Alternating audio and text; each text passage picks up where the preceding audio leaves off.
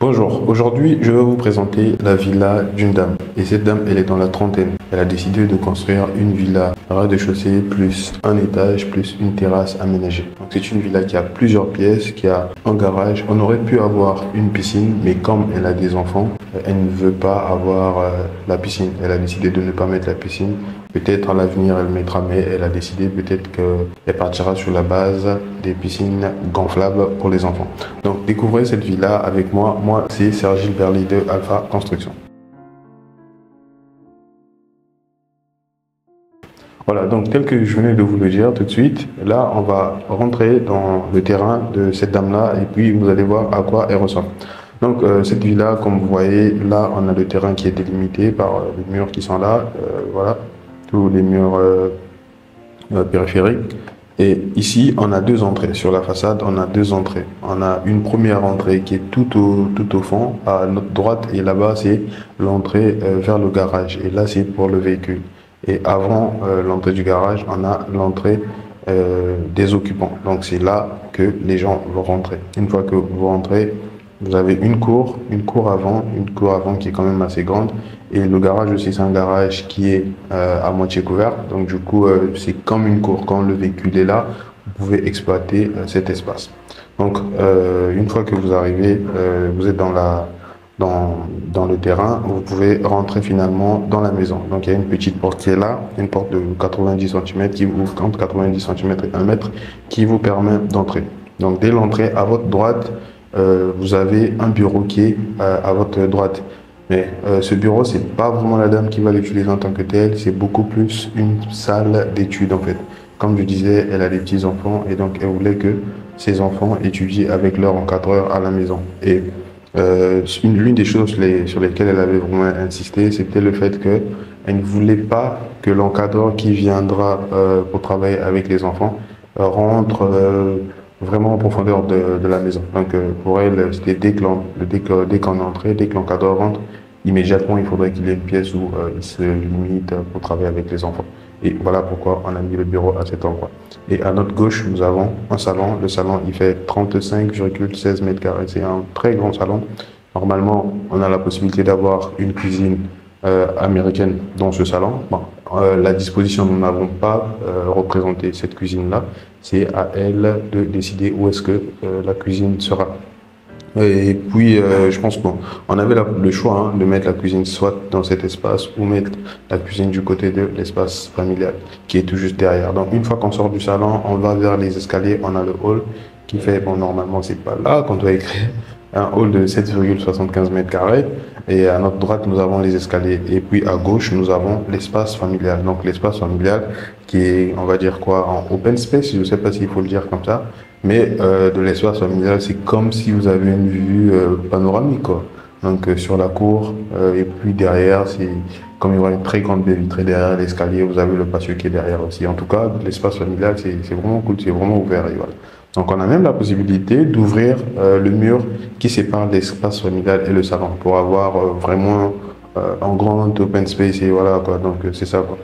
Et après, l'espace familial, on a la chambre numéro 1. La chambre numéro 1, c'est une chambre qui fait 15,76 mètres carrés. Et derrière cette chambre, nous avons une salle de bain de 5,38 mètres carrés. Donc cette chambre est une chambre amie avec salle de bain. Et voilà, donc maintenant si on va à l'extérieur, à notre gauche, on a une cour de 25,27 mètres carrés. Ça, c'est la cour où les enfants vont jouer. Et là, on aurait pu mettre la piscine de ce côté. Bon, en réalité, la dame, elle a vraiment insisté pour qu'on ait une cour arrière, parce qu'elle ne veut pas que ses enfants jouent sur la cour avant.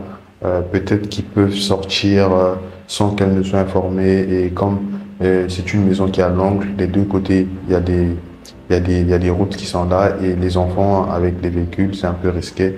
Voilà pourquoi elle a insisté à avoir une cour arrière. Et donc cette cour arrière, vous allez remarquer que les enfants ne pourront pas quitter ici pour aller vers l'extérieur en fait. Donc il y a une autre porte qui est là et voilà. Donc on a une cour avant, et je n'ai pas dit. On a une cour avant qui fait 17,71 mètres carrés. Et donc la cour avant et la cour arrière sont séparées par un mur. Et ce mur a une porte, il y a un petit portillon qui est là. Et voilà, donc j'ai pas montré la toilette visiteur. La toilette visiteur se trouve tout juste derrière le garage. Donc après le garage, on a la toilette visiteur qui est là. Donc les visiteurs passeront par le dégagement pour aller vers la toilette visiteur. Et vous voulez une toilette visiteur qui est très proche de l'extérieur. Donc c'est ce que nous avons pu faire. Donc ça c'était pour le rez-de-chaussée. On va à présent passer au niveau du premier étage. Voilà, donc là, nous sommes au niveau du premier étage. On va aller vite pour le premier étage. Le premier étage, dès que vous avez pris les escaliers, vous arrivez au niveau du hall. Le hall, il fait 18 mètres carrés. Donc après le hall, vous avez la première chambre qui est la chambre numéro 4. Bon, on va commencer par la chambre numéro 4. La chambre numéro 4, c'est l'image en fait de la chambre numéro 1 qui est en bas. Donc les deux chambres sont superposées. Pareil, cette chambre a une salle de bain aussi avec un placard. Et voilà pour les vêtements. Et quand on termine ça, on va vers la chambre numéro 3. La chambre numéro 3, elle est à notre gauche. Et la chambre numéro 3, c'est une chambre qui fait 15,65 mètres carrés. Et voilà, c'est une chambre aussi qui est dotée d'une salle de bain de 5,86 mètres carrés. Et cette chambre aussi a un placard. Et l'avantage avec cette chambre, c'est qu'elle est elle donne sur une rue en fait. Donc du coup, on a une très grande baie vitrée et qui fait rentrer beaucoup de lumière. Et puis, on a un balcon. Donc, le balcon ou encore le balcon terrasse, il fait 8 mètres carrés. Donc c'est très bien avec des placards, deux placards.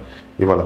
Et quand on sort de là, on va au niveau de la chambre parent. La chambre parent, elle fait 24,44 mètres carrés. Donc c'est une très grande chambre parent et elle est dotée d'un dressing.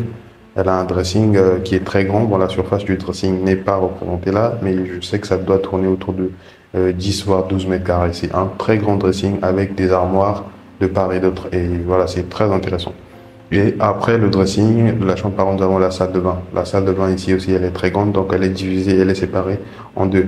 Donc dès qu'on entre dans la salle de bain, on a le double vasque qui est là avec une chaise anglaise. Donc ça, c'est la première partie de la salle de bain. Et puis la deuxième partie, c'est vraiment là où on va se baigner en fait, hein, là où on va se doucher. Voilà. Donc il y a bon, on peut voir, hein, c'est un petit espèce de baignoire et puis une colonne de douche. Et voilà. Ce que je n'ai pas dit, c'est que la chambre parent a un balcon en aile. Donc le balcon, il fait 18,60 mètres carrés. C'est un très grand balcon, on peut bien l'aménager et pour profiter, voilà. Donc là, la chambre parent, elle a deux grandes baies vitrées et c'est très intéressant, quoi. Donc il y aura beaucoup de lumière, beaucoup d'aération pour les parents.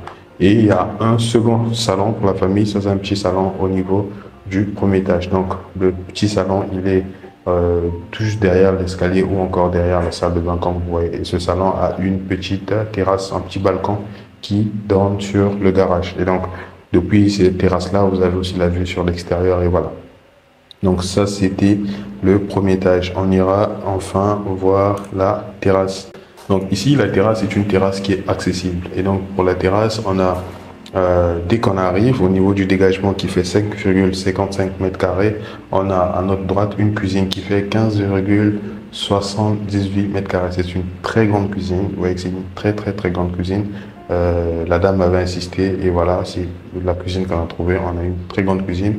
Il y aura la possibilité d'avoir une table à manger dans cette cuisine et on a un cellier ouais, pour stocker les courses qui fait 2,34 mètres carrés et une buanderie qui fait 2,75 mètres carrés. Et quand on sort de là, on a une toilette visiteur tout juste au dégagement qui fait 2,73 mètres carrés. Et quand on prend la porte après, on va vers une salle de sport. Il y a une petite salle de sport pour la famille. Et voilà, bon, on aurait souhaité avoir des vestiaires vraiment à part où on a une pièce et puis une toilette visiteur, une salle de bain, mais malheureusement, on a essayé de séparer les choses. On a une salle de bain dans la salle de sport qui fait 3,22 mètres carrés et puis de l'autre côté, on a une petite pièce pour le rangement qui fait 3,82 mètres carrés et un petit balcon qui donne sur l'extérieur, donc une petite terrasse qui fait 1,82 mètres carrés. Et puis de l'autre côté, nous avons une pergola, donc une terrasse qui est à moitié couverte et fait 81,5 50 mètres carrés. Donc, les images, vous avez des images 3D qui vont s'afficher. Vous verrez à quoi ressemble cette villa. Donc, dites-nous qu'est-ce que vous pensez de cette villa. Ça aurait été la vôtre. Qu'est-ce que vous aurez modifié ou encore qu'est-ce que vous pouvez suggérer à cette dame parce que c'est une villa qui n'est pas encore construite. La construction va démarrer d'ici peu de temps. Donc, donnez-nous tous les conseils que vous pouvez et dites-nous qu'est-ce qu'on peut modifier dans cette villa. Merci, c'était Serge Berly d'Alpha Conspice.